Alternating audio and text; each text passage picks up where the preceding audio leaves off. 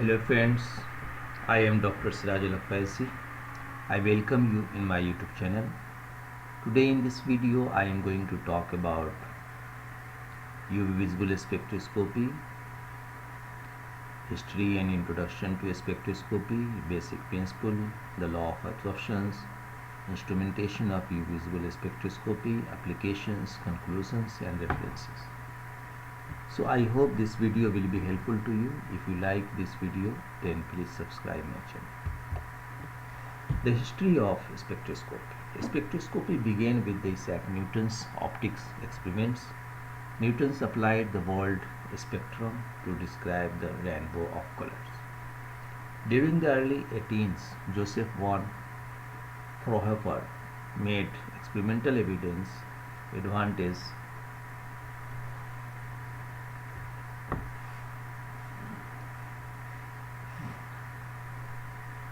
with dispersive spectrometers that enable spectroscopy to become a more precise and quantitative scientific technique. Since then, spectroscopy has played and continues to play a significant role in chemistry, physics, and astronomy.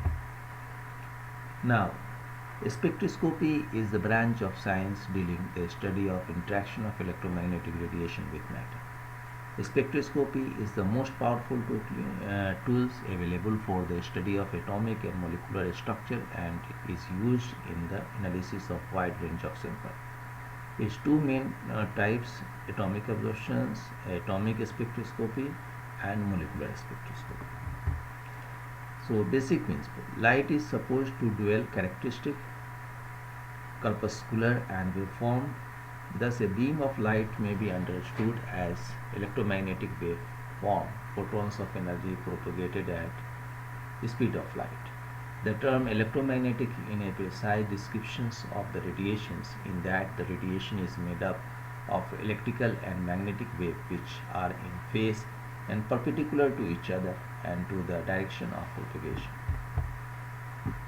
Now friends, a beam of light formed a bulb consists of many randomly oriented plane polarized components being propagated in same direction. The distance along the direction of propagation for one complete cycle is known as wavelength. So, law of absorptions. The absorption of light by any absorbing material is governed by two laws: Bauer-Lambert's law and Wave. This law is suggested by Peter Bauer in 1729. It's often attributed to Lambert's. This law is stated that the amount of light absorbed is proportional to the thickness of the absorbing materials and is independent of the intensity of incident light. You can see here 100, 50%, 25%, 12.5%, 6.25% and 3.125%. So, intensity of transmitted light, thickness, linear absorption coefficient, and then you have the mathematical equation. The second law, Bayer's law. You can see only.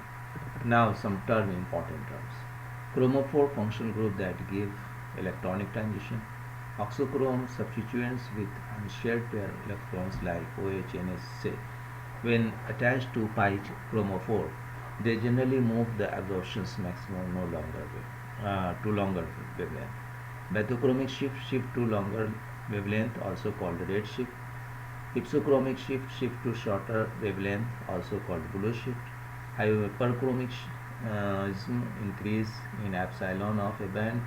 Hypochromism decrease in epsilon of band. You can see hypo, batho, hypso. Now, UV visible spectroscopy is also known as electronic spectroscopy, in which amount of light absorbed at each wavelength of UV and visible region of electromagnetic spectrum is measured.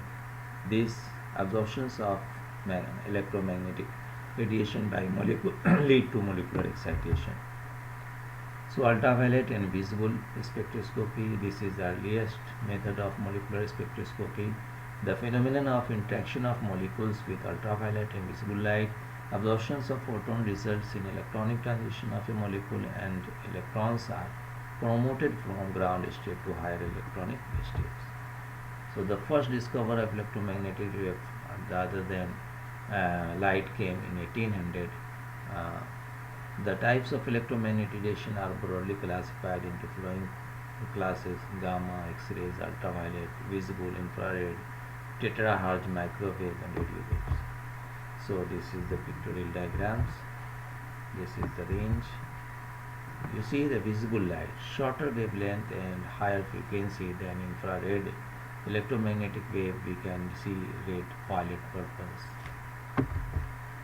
Now ultraviolet rays, shorter wavelength and higher frequency than visible light carry. Now electronic transitions. There are three types of electronic transition which can be considered. Transition involve P, S and electrons. Transition involve charge transfer electron, and transition involve D and F electrons. So absorbing species containing P, S and N electrons. So you can see the transitions: sigma sigma star transitions, into sigma star transitions, into pi star and pi star transitions. Now instrumentations. Light source, hydrogen lamp. Hydrogen stored under pressure.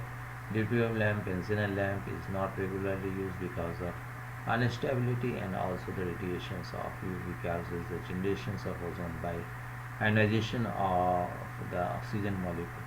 Visible tungsten filament lamp, tungsten halogen lamp and carbon arc lamp. Wave selector are mainly either filters or monochromators. Filter gelatin filter are made using a layer of gelatin colored with organic dye that are sealed between glass plate, and these filters resolve the polychromatic light into a relatively wide band.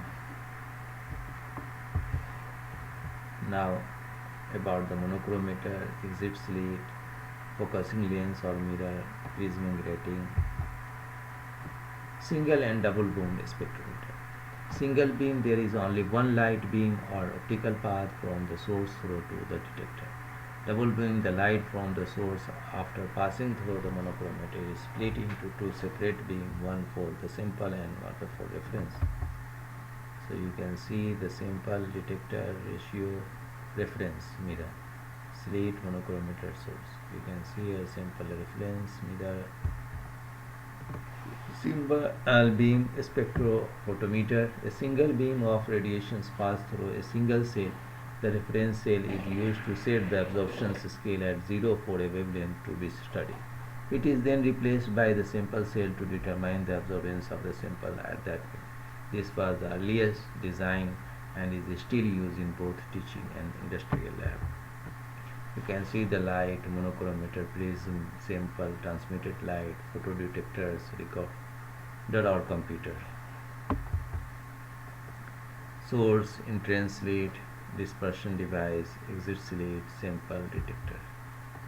Double beam spectrophotometer. The instrument used in ultraviolet visible spectroscopy is called visible spectrophotometer. It measures the intensity of light passing through a sample and compares to the intensity of light before it passed through the sample. The ratio is called transmittance and usually expressed as a percentage transmittance. The absorbance is based on the transmittance. A is equal to minus log percentage on transmittance by 100. So you can see the D2 lamp, tungsten lamp, filter, monochromator, beam splitter, mirror, reference, sample, photodiode, data processing, data readout. So detections device, UV visible detector, photocell made up of cadmium sulfide, silicon and selenium, steel base coated with silver film, then finally thin coat of selenium. Electron passes through selenium to silver and silver act as the collecting electrode and steel plate as another electrode. The current flowing between the two electrodes is then measured by a micrometer. So two phototubes, the energy of photon is transferred to the loosely bonded electrons of the cathode surface. 3 multiplier tubes and 4 photodiodes. Now you can see instrumentation, visible and infrared spectrophotometers. Applications: qualitative and quantitative detection of impurities, from organic mixtures, elucidation of structure, forensic toxicology, molecular weight determination, fat quality determination, determination of metal contaminant. So these are reference. So friend, hope this video will be helpful to you. If you like